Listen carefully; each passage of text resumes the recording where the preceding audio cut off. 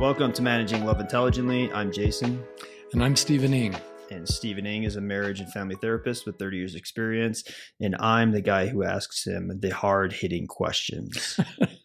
And how this works is I present a topic to Steve, which I planned ahead of time, but Steve has no idea about. We talk about it for an hour or so. And today's topic is love is a necessary but insufficient condition. Whoa. Hey, before we get into that, I had something I wanted to say. About 2 years ago, somebody came into my office and tried to murder me.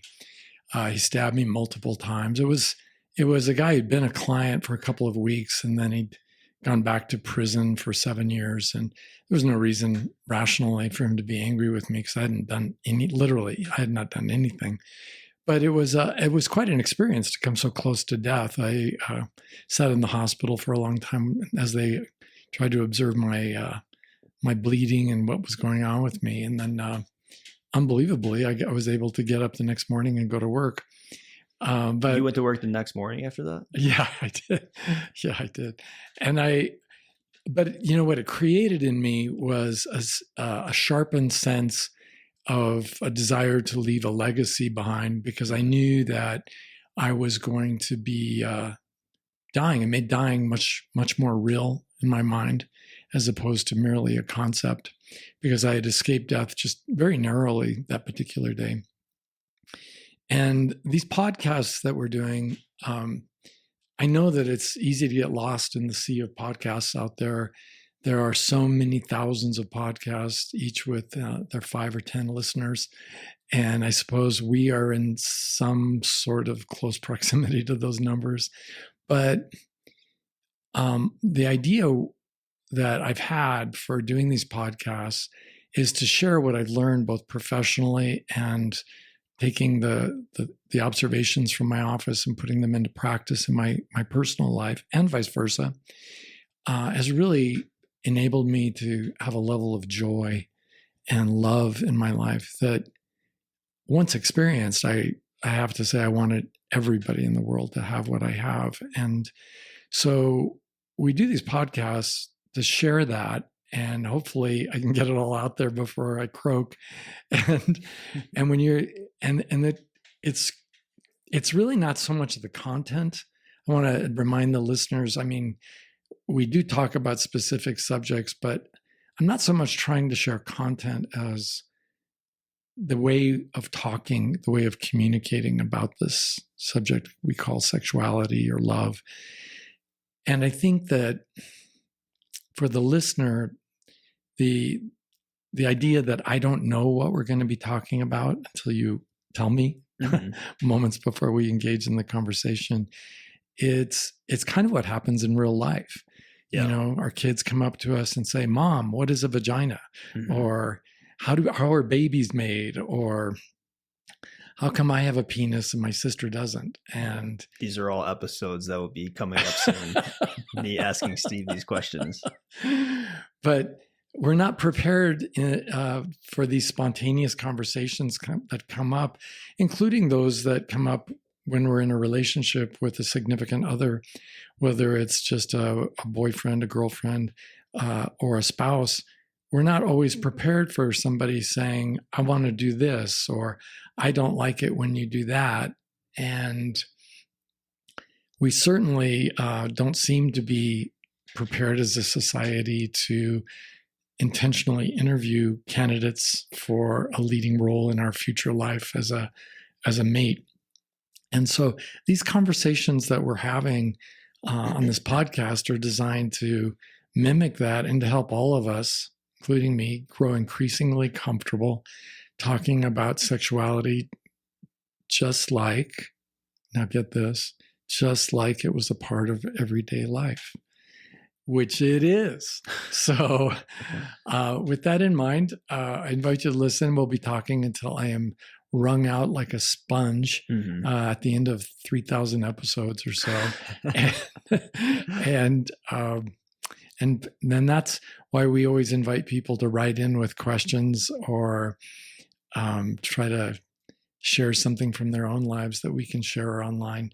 So with no further ado. Nice. That's great. Well, That's a great way to put everything, and very clear and succinct. Well, thank you. Glad you're still here. Glad you survived that day. I know it was very intense, and maybe we could talk about that on a future episode. Well, it was on my mind today because I recently had a birthday, and I asked my wife today the question, well, so do you know how old I am today? And of course, she knows that I'm 70. I said, no, I'm 70, because that's what I was thinking about when I woke up. And it's such a biblical saying, right? It's the time allotted to a man to live, 70 years. And it reminded me, oh yeah, it's kind of a miracle I'm still alive today, instead of dying at 68 and a half, or, well, it wasn't even a half, so 68.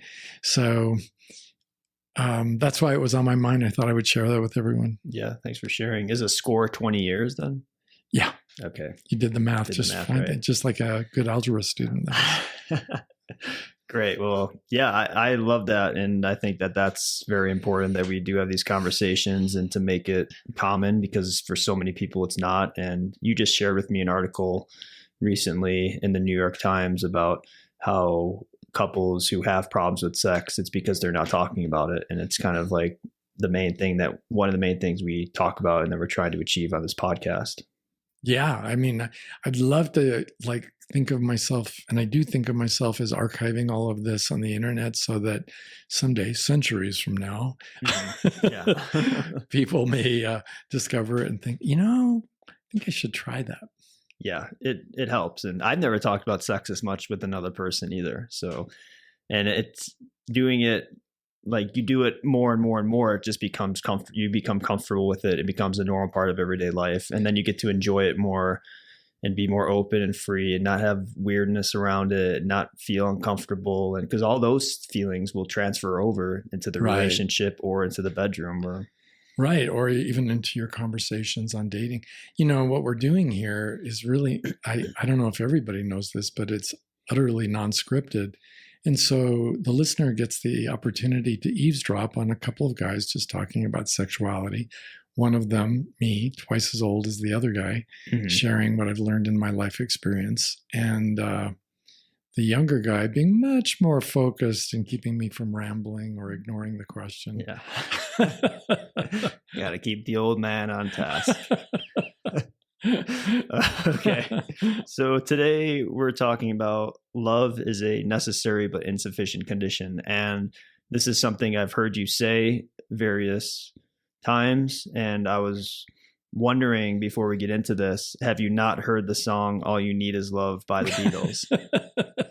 Of course, I've listened to the music of the Prophets, the Beatles, and I love their music. But and they are not the only ones, right? There have been all these songs over the history of rock and roll that says all we need is love. But of course, that's simply an exaggeration that we make for art's sake.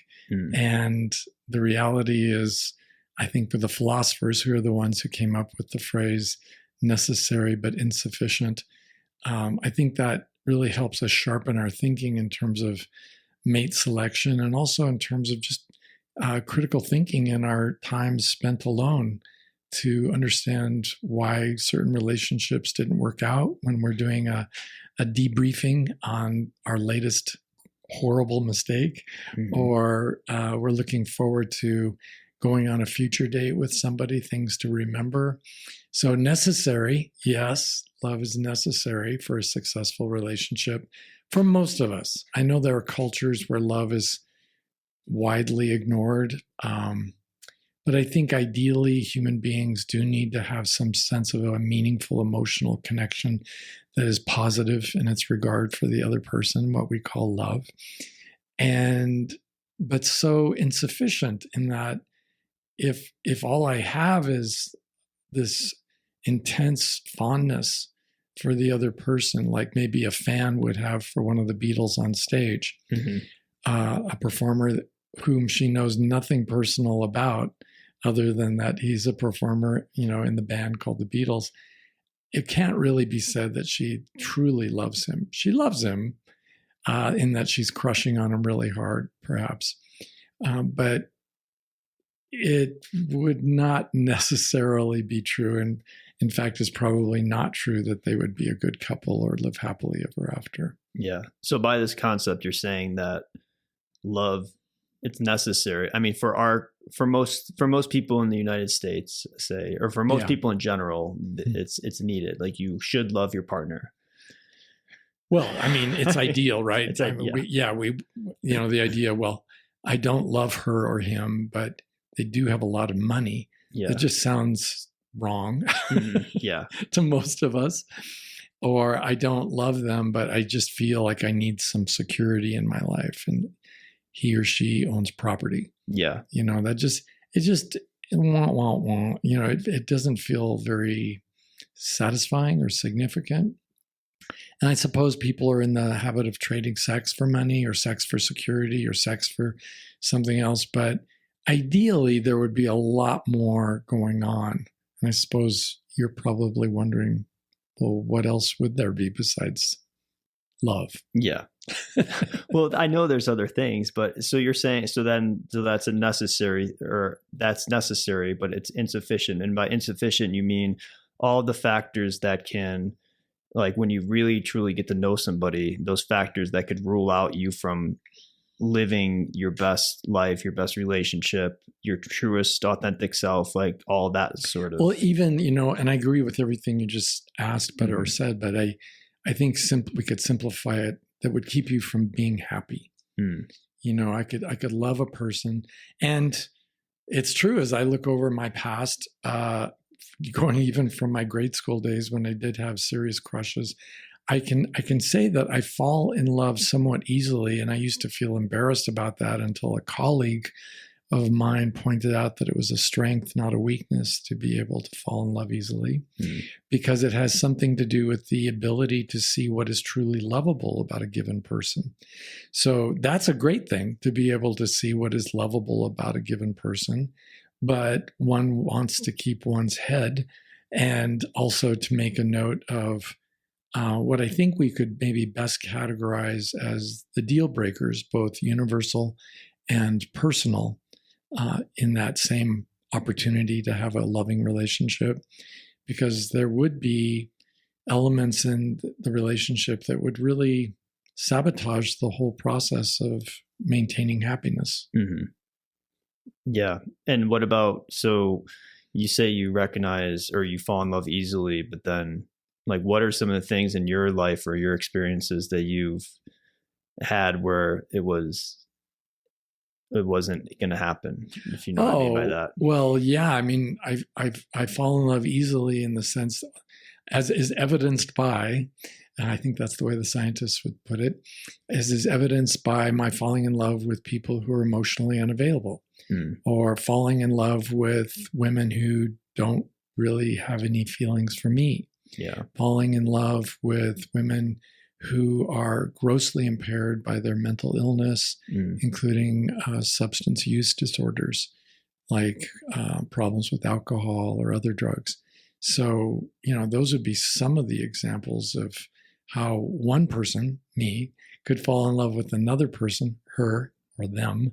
And yet, I'm never going to be happy in that relationship, because she doesn't love me, or she's not emotionally available, or she's just terribly impaired by her mental illnesses.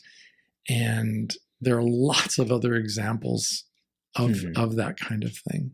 And what happens if somebody's maybe sees those things or ignores those things and continues on the path because it's love? It's just, they're like, love is it. Well, and what happens? Well, disaster happens, and how that happens. Why somebody would say, "Well, I see what they're going through. I see that they don't really have the same depth of feelings for me that I do for them, or I see that the other person is really impaired with his mental illness or her mental illness. I see that they're really not emotionally available, but because I'm so flippin' needy, and I've been so lonely, and I'm so very, very desperate, I make this deal with the devil in my head. And no, I don't really believe in the devil, but I make this deal that, well, it'll probably work out fine. which brings up another whole subject in psychotherapy, right? Which would be the belief in magical thinking or irrational beliefs that somehow my love will be curative. I will love her into wellness. Yeah. Or she doesn't love me now, but once she really gets to know me, man, I'm going to sweep her off her feet and she'll be ever so grateful for me. And I think if all of us could just kind of get it into our heads, whether we're good looking or not, average or, at one of the extremes, it's really, all of that is really irrelevant. And the same is true of the looks of the other person. Because if someone is not available, if they really don't love you, it's never going to work out. And how many people at the end of the day in our society are really capable of loving any of us? Again, whether we're good looking or not is not the issue, because even very good looking people often have a history of disastrous romantic relationships. And okay, Ben Affleck, I'm looking at you. I was thinking about myself, not Ben Affleck. Well, okay, for the sake of our female listeners, yes, Jason has movie star good looks, and you really need to write him directly. To my P.O. box. I have a specific mailbox for these sort of conversations. Just know he lives in a beautiful high mountain city, and he just bought a house, so he's available. But I think the odds of any individual romance working out, I'm taking a long time to say this, but the odds of any romance working out are slim to none. And to accept that as normal, that's okay, because there's after all, we start with the initial attraction and a lot of hope, right? But then there's all this data collection. And I'm collecting. And sometimes I don't find out about that horrific deal breaker until month number 27 into the relationship or year number 7 into the marriage. And that's why I think holding these relationships somewhat loosely is important, with the idea in the back of my mind that, well, I think it's a good relationship, but I've been wrong so many times before. I could be wrong today. And the idea that I need to be really a lot better at interviewing prospects who are coming into my life with the possibility of there being a future mate. I need to get a whole lot better about, understanding them, understanding their history, instead of being so preoccupied with my performance and not only polishing my shoes and putting on my tie or whatever it is I do to get ready, but also really being prepared to be honest and also to courageously lean into understanding the other person and accepting them for who they really are. Yeah. And what would you say? Let me give you a little curveball. What would you say about people who say, well, you just know. You just know when you know. God. And it reminds me of the religious nut jobs who say, I know what how do they say it? I know what I know what I know. That the Bible is true, or that God exists, or that, some other unprovable proposition has to be true, just because I have such certitude. And my certitude is evidence of how very true it is. But of course, the thinking person realizes every person from every religion under the sun has that same kind of attitude, and they can't all be equally objectively true. And it's really a way of kind of, what's the right word, shoehorning us into some horrible situation by really eschewing or avoiding any use of reason. Why not think about love intelligently? But I think that's what happens for a lot of people. They hit that love thing, hits them like the Cupid's arrow, right? And they're struck, and then everything goes out the window. Right. So I drink love potion number 9, and then I'm undone. My reason goes out the window. I can no longer think clearly. And the French have a beautiful saying, which I'm not going to repeat in French. I'm not a show off. But he who marries... Can you repeat it in French? I think I could.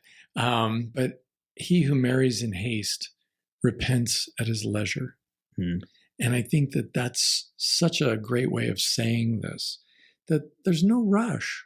We need to really be thinking about this pretty intensely.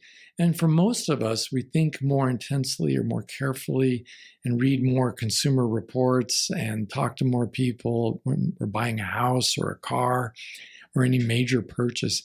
But the most important financial decision of our lives really is who we partner up with. And that we just go with our gut. Yeah. I know what I know. I know she loves me. I know we're going to be happy together. And of course, that's all nonsense.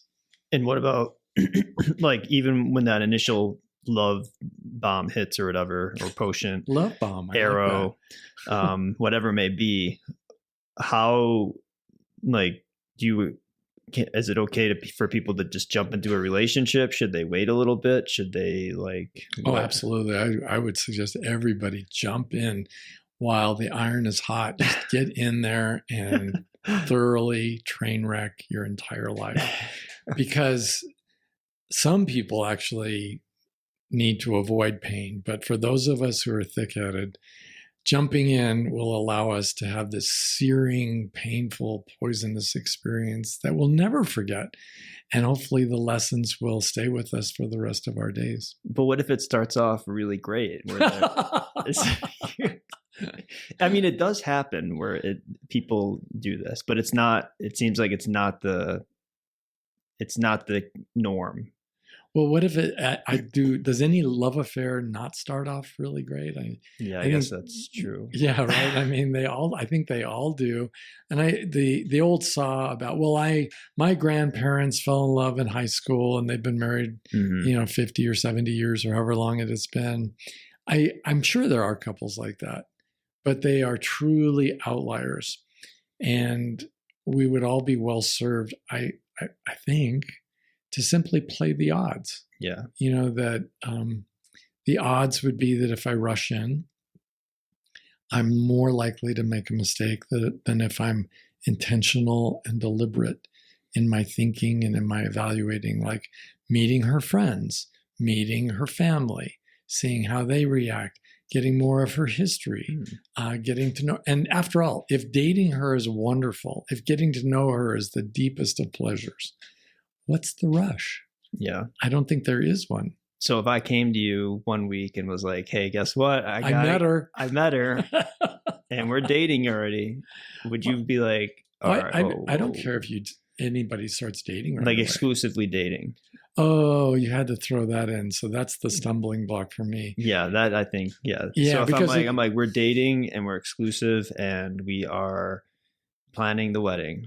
Oh, but when you say exclusively, you don't just mean accidentally exclusively, like, well, nobody else wants to date me right now, so we're dating exclusively. No, you mean intentionally exclusively. Like, I'm dating her, she's dating me. Yeah, we're going steady. Yes. It's serious. It's just like high school. Yeah. I would say, that's probably, I would recommend that every listener understand that commitment is on a continuum. And the continuum starts off with a commitment to treat the people around me decently and with honor, a commitment to self-care, that I'm not going to expect others to adopt me and take care of me as if I were a little child. And these commitments are mutual. So there are a lot of unspoken commitments that are presumed. Here's one that's presumed, but often honored in the breach. I presume that she is committed and I am committed to treating one another respectfully and non-abusively. But over time, if you can give it enough time, when a love affair starts off with all kinds of positive feelings and passion and maybe even great kissing, which we know eventually could lead to dancing, which is the bane of all Baptists. I think if we can accept that and understand that it takes a minute to really get to know somebody, because we can all fake it for a minute, and really getting to know somebody. I mean, like if I said, oh, what a coincidence, I know her, and violating all ethical constraints, I said, as a matter of fact, she used to be a patient of mine. She's had 15 marriages before. Would that slow you down? Well, if I knew, what if I was like, yeah, we talked about it. Oh, okay. And she's confided in me that she's utterly unable to really love, and that she just is into men for what she can get out of them financially. Well, no. It's getting scary, we didn't talk right? about that one. Right. So the thought experiment could go on and on, because what if you found out, last year at this time, she happened to be a guy. Yeah. But she just finished her surgeries. Would that slow you down at all? Okay, never mind. That might slow me down. Yes, it would. Okay. So, and I'm not saying that it would be a deal breaker, because with the right person, it might be absolutely great, right? Yeah. But there's so many things to get to know about somebody, and the only person looking out for each one of us is ourselves in those situations. I don't really want to be that guy who tells my buddy, "Oh, God, you're dating her? Oh, she's horrible," and then going on and on. I'd rather think that my friends would be diligent in getting to know one another. But as a friend, I always encourage my friends to enjoy the relationship, whether it includes sex or not, just to enjoy the process of getting to know this other human being. And by all, for the love of God, man, slow down. There's no rush. There's absolutely But people no are rush. in a rush. Yeah. And why is they that? are. What Well, did they tell because you? we're all going to die in a year. Oh, that's what they say. Because of the nuclear bomb. No, I think people are in a rush because they're very, very emotionally needy, and they're lonely. And then some of us are just plain arrogant, and we think we know everything that needs to be known, and we don't realize all the things we don't know about relationships, about the other person. I mean, as a guy, about ourselves too, probably. Yeah, as a guy of my age, I am surprised all the time, genuinely surprised by the things I keep learning from my clients, and from having conversation with my wife, and from listening to. I had a young friend who's, again, half my age, and he, or even less than half my age, and he said something that was just so spot on for me. It was exactly what I needed to hear the other day, and it just opened up a whole new way of thinking that reoriented me, and to a major life task. And so I often think we need to be more intently alive and attendant to what's going on, rather than, oh, but I'm so lonely. Yeah. I had a hard one with the girl that I dated over the last 2 years or so. And I did feel like I knew I did love her, but she also had 2 kids. And I felt so bad, like, having these conversations with her and, like, telling her that it was a difficult thing for me. And it was hard. It was very difficult, but I was looking at it as, okay, I love this person, but then I only knew I loved this part of her life that was without the children, because I didn't go around and hang out with her. It was like the weeks that her kids were off, or she didn't have the kids. That's when I hung out with her. So it's like I only knew half of her. Right. So it's like I didn't fully even go into it all, but I felt I wasn't able to, because it just seemed like a lot. I mean, 2 young children, and having, like, no kids myself, and, like, not even going through that experience, and thinking that I'm like, do I even want kids? Do I want to have my own kids? Because I don't know if she would want to do that, but then that's also 3 kids. And I'm not I'm not like a rich person, or I have like a very, don't let him kid you, ladies. Yeah. He's loaded. But I'm not like, I've been living a very unconventional lifestyle, and it's like thinking about that, and then thinking like all those thoughts like come into my mind. But if I let the love dictate or take me over, I would have been in that situation. And then I think about, and I may have been if I wasn't doing these podcasts or having these conversations with you. And it could have worked out, or it could have been, I could have felt very overwhelmed and very anxious, and ultimately trapped. Trapped, half every half the year, because half the time it would have been with her and then other time with the kids. But well, even the woman or man who's only has half custody of their children, they're still parents 365 days a year. Yeah, that's true. So what I think, and in your situation, I think everybody listening to this is thinking, well, maybe if you'd gradually given yourself a chance, or she had given you a chance to get to know her kids, and you realize, oh, that's right, I went to school with kids. I remember this. I used to be a kid. And it's not so scary. It's not so weird. Or I met her kids and they are monsters. I hate them. I never would want to share my life with them. And both things can be true. Yeah. Right. I mean, both outcomes are possible, where you gradually get really comfortable and lose any concerns or fears you might have about being a step parent. And it is also true that some people are just not cut out for parenting, and they are horrible parents, and they're raising horrible children as a plague upon the earth. And that you would be better served by running in the opposite direction. Yeah. So you have to do your due diligence again, right? And check things out. So necessary but insufficient conditions. And one of the most important conditions, I think, is a sense of fullness when it comes to the amount of knowledge needed to make an intelligent decision. If none of us, I hope, would buy a house without having it inspected by somebody who could really tell us, what's going on with the foundation and the plumbing and the electrical and all of that. And yet people rush into a relationship like a marriage, or something short of a marriage, where they're living together, and it's like a starter kit marriage, and then they find out these other things that really kind of wreck it for them. And then it's just so much harder to get out of a relationship than it is to get in, because at least if you're moral, you feel like a sense of responsibility. I disrupted her life. I got her into this thing. I got her hopes up. And now I've moved in with her. I let go of my apartment. And a month later, I want out. It just feels like I should stick in there a little bit longer, but not necessarily. Maybe it's time to have that conversation. But as my favorite scientist, Benjamin Franklin, said, an ounce of prevention is worth a pound of cure. Yeah. So slow down. Take your time. Yeah. Get to know the kids, Jason. Well, she's in a relationship now, so thank God she's safe. She's safe now.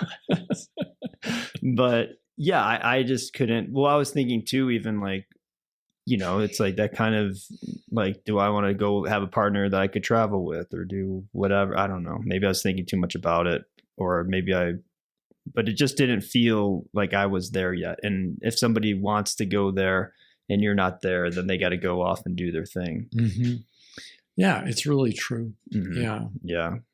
So, but I understand though why people like that experience made me understand like how hard it is for people to leave, or to just be in situations, or to bend, or to not listen to that voice, or to not have those conversations. Like, I felt every time I had to have a conversation like about that, I just felt like such a horrible person for like saying like that, because it's just like, I don't know. I just felt a lot of guilt about it.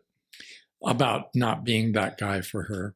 Yeah. And being like, oh, it's because you have kids, and not saying it in that like way, like, but it's also like, it adds a complication that I'm kind of struggling with. Well, I think it, for the person who's struggling like in a situation like that, it's not because she has kids or he has kids. It's because I'm uncomfortable. Yeah. And I'm uncomfortable with that aspect of myself that knows nothing about how to handle it, or I may have had a bad experience in the past, or I have other desires and dreams of my future that don't include kids. And so, what we want to do is enter into these relationships with confidence, and knowing that we can see the course. And confidence is not something we can just appropriate from the ether around us. Confidence comes from being comfortable. And if I'm not comfortable yet, then what would I need to get comfortable? And I think for a lot of us, the answer would be, oh, I need more knowledge. I need more experience. I need to know myself better. Like what if you put yourself into that situation and the kids are great, she's great, and you're a guy with no patience for children's behavior? Mm-hmm. That would be, it wouldn't be her having kids that's the deal breaker. It would be, oh, I am a monster of a human being. God. Yeah. And that's what I didn't want to face, my own monster. It's like, get these kids away from me. Yeah. You just don't know, right? And it takes some time to peel back the layers of defensiveness and ignorance and, really examine ourselves. Because I know for me, I have definite concerns about lots of scenarios. I have friends who have special needs children. I don't know if I would be ready for that. I have friends whose spouses have fallen seriously ill and they care for their spouse. I don't know if I'm made of that kind of stuff that I could do that. I had a friend who said long ago to his wife, he said, I need you to do this thing to take care of yourself. And he was talking about some safety protocol, like using a handrail.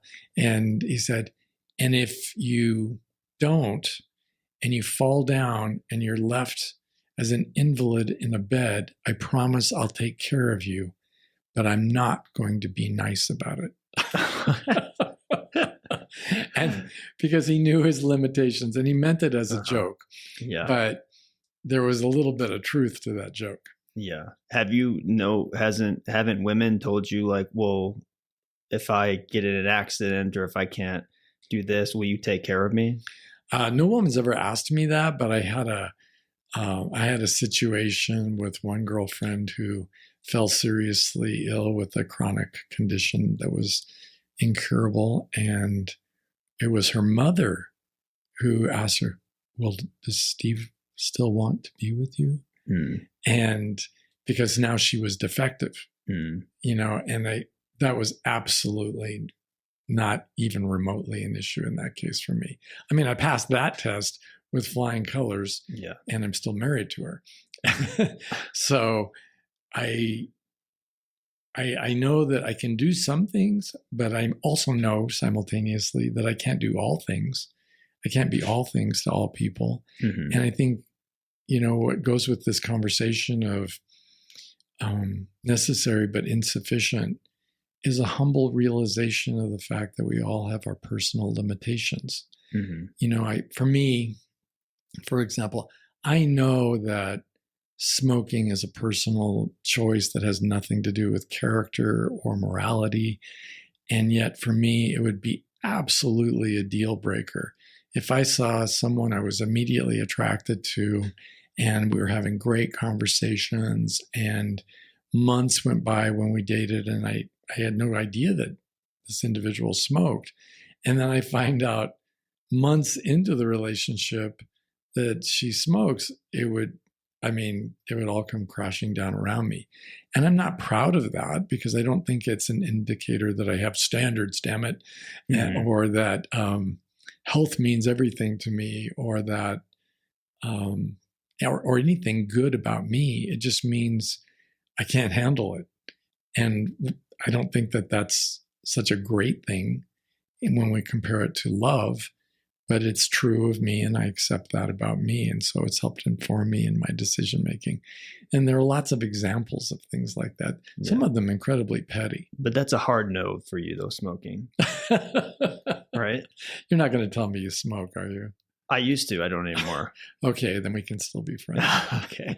But well, we're not dating. So but what if? Not yet, but. Yeah.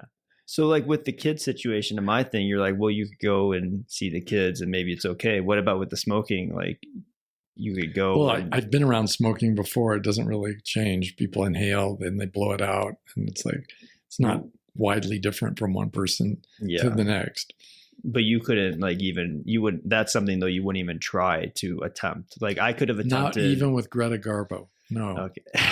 But I could have attempted to possibly see what it's like to be around the kids. Oh yeah, like just to be invited over for a family supper, or to be invited along for, say, a family picnic where she takes the kids to the park. Yeah. I did meet them one time. Did you hate them on sight?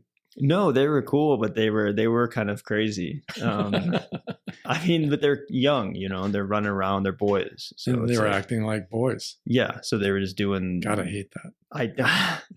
It was beautiful, Steve. It was beautiful. It filled my heart up. But no, it wasn't that. It was just, they weren't like beautiful young Harry Potters with round glasses. No.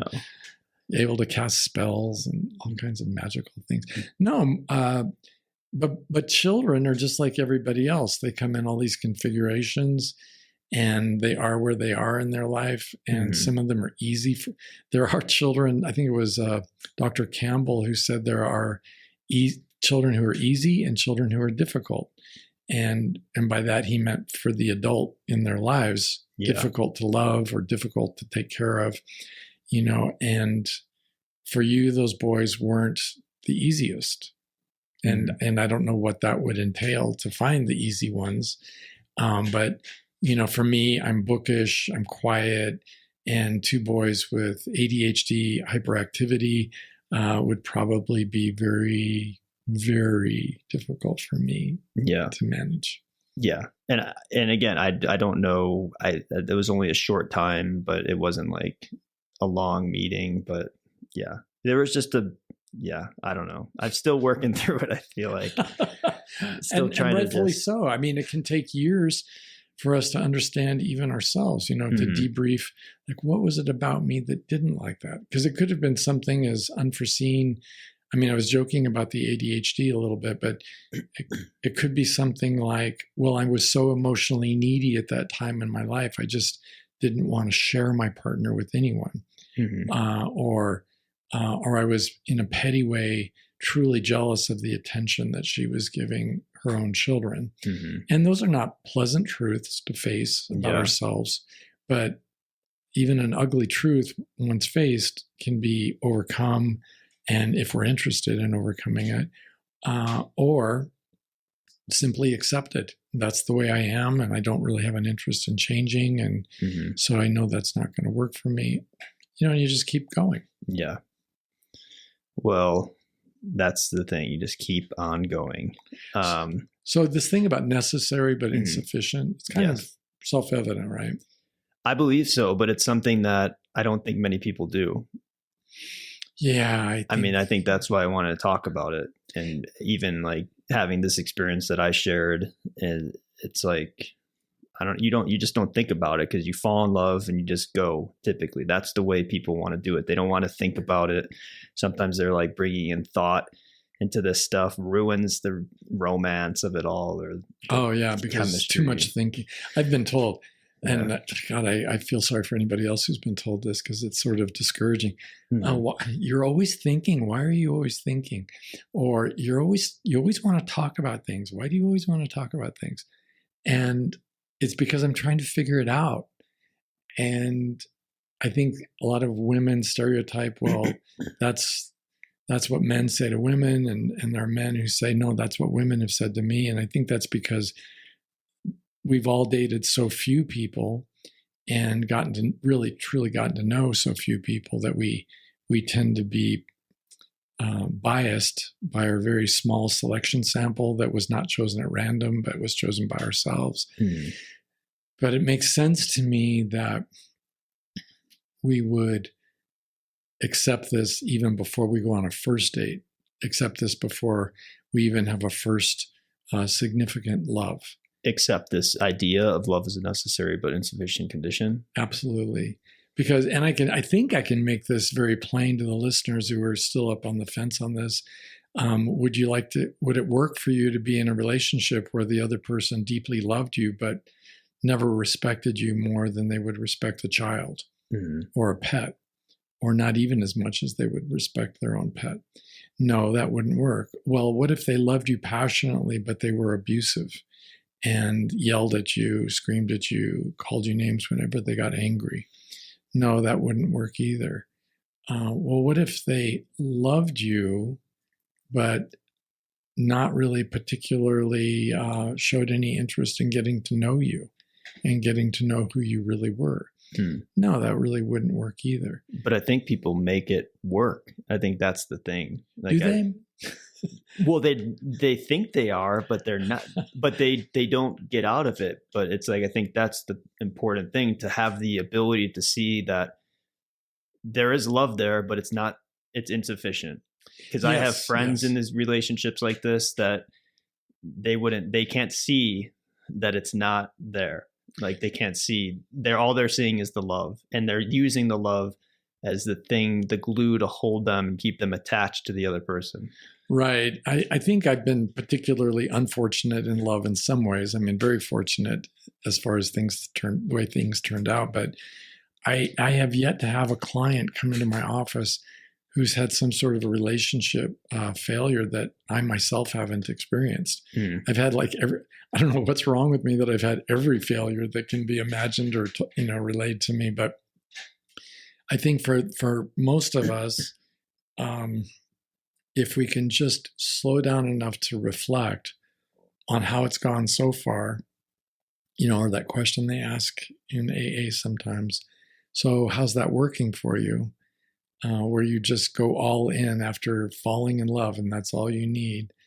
Most of us, depending when you ask, if you ask while we're still in the blush of that first rush of new love, works pretty well. But if you really reflect when you're in a quiet place in your life and you're just looking back at previous failed relationships, most of us really have plenty of examples of getting in while we were in love, but ignoring all of these other variables that I've already talked about, like sobriety and respect, and even one like compatibility. I think you could have somebody really respectful, you could have a really mutually respectful relationship. You could have sobriety, but then be so incompatible in so many ways that it simply can't work. And sometimes it's not so incompatible in so many ways, but even in one or two really important ways. That's all it would take to really kind of mess it up. And I hope I'm not coming across as a control freak here, because I do think there are people who are far more accommodating than I am, more flexible than I am, and good for them. I'm very happy for them, but we each have personal deal breakers that would ruin a relationship for us. And to just come to terms with those, and then to be able to rationally and dispassionately assess the other individual for where they fall on that continuum. Like, let's say a man she could truly respect. Well, what if he's so great in so many other ways, and she respects him on a scale of 1 to 10, if 10 is the most, and she needs an 8 or above, and she respects him at about a 3. Yeah. And so I think I've been in that one. Yeah. I know I have. And I stayed. Well, yeah. It was love, man. But is it going to work for her? No, it's not. Because no woman can love a man she doesn't respect. Yes. So it just is like, ugh.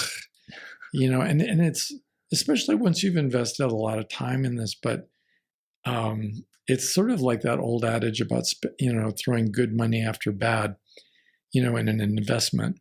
Well, I've invested 6 years of my life in this relationship. Well, do you want to invest another 6 years in a highly flawed relationship? Well, no, I guess not. Okay, so. But it's the investment, and it's going to turn around, and it's going to improve. It's just another year. It's like another 6 more, and it's going to be bliss. There's a truism that people do change, and it's also true that people never change. Yeah. Because in so many ways we do change, we can grow, especially those of us who are committed to, really looking at ourselves and being self-aware and being intentional about how we're living our lives. I'm reading Marcus Aurelius's Meditations, and he was all about that. And I can see how a lot of people do grow and change. But there are other areas of our one individual's identity that simply don't change. If you're a thoughtful person, you're not likely to change. Or if you prefer to have sex once a month and only once a month, you're probably not going to change.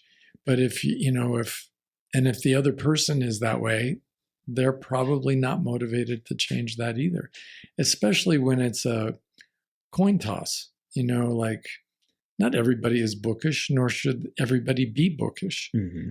But would you like to be with a partner who doesn't have the ability to locate Mexico on a map? Yeah. I think for me, that would be unacceptable. Okay. Yeah, I would need to have somebody who's a little more intellectually curious than that. Yeah. And I know there are going to be people listening to this going, wait a minute, where is Mexico? Yeah. It doesn't matter. If you don't know, never mind. Forget it. It's too late. Great. So for managing love intelligently, this is one of the tools that people could have in their toolbox as far as, and I think it comes down to, again, figuring out who you are for yourself and being honest with yourself and looking at the situation and understanding whether or not. And I think it's one of the most wonderful lessons in the sex education program parents could teach their children, because most parents have had flawed relationships in their past, failures that they can use for examples, and to be able to talk to even a 12-year-old who's hitting puberty about love, I think is reasonable, and to be able to look at your son or daughter and to say, and that's when I learned that love, although it's necessary, it's not sufficient for a great relationship. And if your child doesn't have the kind of intellectual curiosity to say, why not?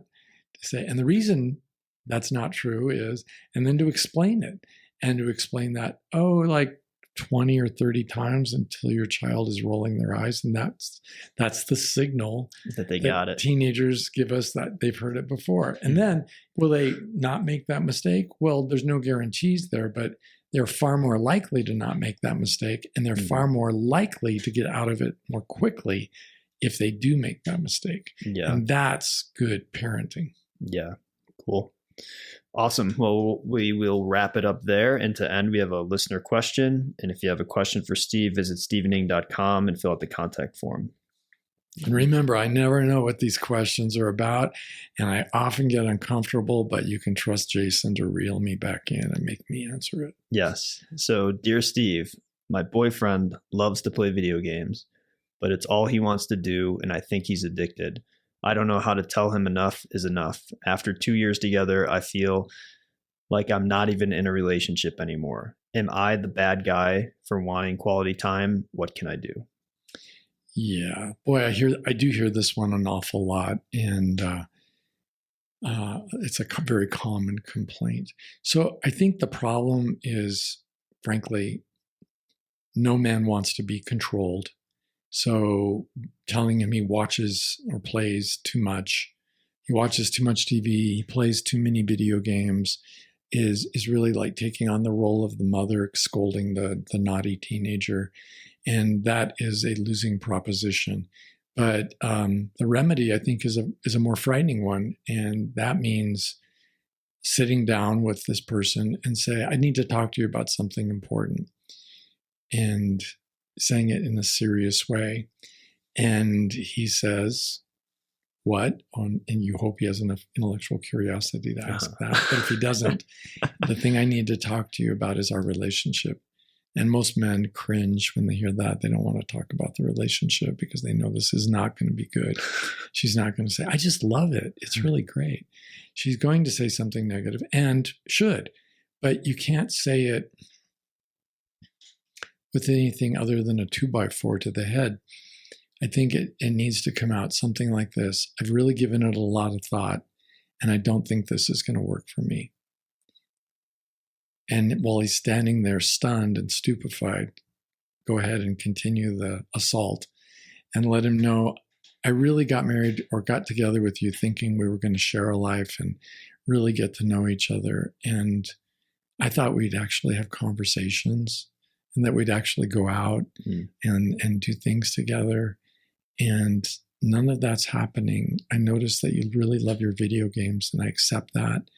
I don't need you to change if that's what you want to do, but I can see I'm not the right woman for you. And that takes a lot of courage to talk like that to somebody. But again, I want I want to caution the listener, because I have listeners who remind me, well, not everything is a deal breaker. Not everything, you can't divorce everybody just because they're not doing something you don't want them to do, or they're playing video games. Well, it has to do with how much this matters. And this questioner wrote in with something that really matters to her, and I'm taking her very seriously. And the question is, I don't know how many years they've been together, but imagine another 2 50. years. Oh, 2 years. Imagine another 50 years like that. And is that, are you going to be happy at the end of the way you spent your life that way? And to be able to admit it. No, I'm not going to be happy. That's not going to work for me. I do need to move on. And I do need to learn a lesson and be more careful.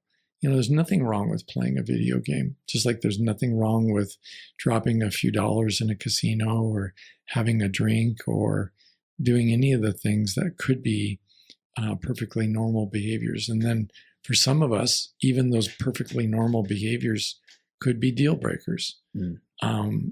But that's okay too. If they are, they are. If I don't care to grow in that area, if I've been too traumatized by my alcoholic parents to be around somebody who drinks casually, well, so be it. There are plenty of people out there in the world who don't drink. And if I'm interested in changing and growing beyond that, there are plenty of therapists out there who can help me work through and come up with something that's a little more in the field of tolerance. But this particular story, it's a really great example of an incompatibility over an issue that doesn't concern morality. It has nothing to do with this individual's quality of his character. It's just we're grossly incompatible in terms of how we want to live our lives. So I think the 2x4 is important, and not the, I'm telling you this, or I'm threatening to leave in order to manipulate and to get him to change. Because we're not looking for short-term change where he drifts back into the world of video gaming. No, she's looking for a permanent change. Yeah. So to be able to say, this doesn't really work for me, and I don't want to try to change you or to get you to withhold this pleasure from yourself. It means a lot to you. You like doing this, and I can accept that I simply made a mistake. I shouldn't have picked you for my partner. As they say, love is necessary but insufficient condition. Wow. Okay. Yeah. Throw that back in the philosopher's teeth. Yes. Love is a necessary but insufficient condition for what? For a successful relationship. To have a successful relationship, there are like so many variables. Not so many that I as a human being can't comprehend them, but it is a little bit challenging such that it does involve some level of thinking. Yeah. Well, if and if like this listener, you're thinking about this and you're having the conversation, that's you're doing the good work. Yeah. So, yeah. And best wishes to her and to him. Great. Well, thank you for the question. Thanks as always, Steve. And we'll catch you on the next episode.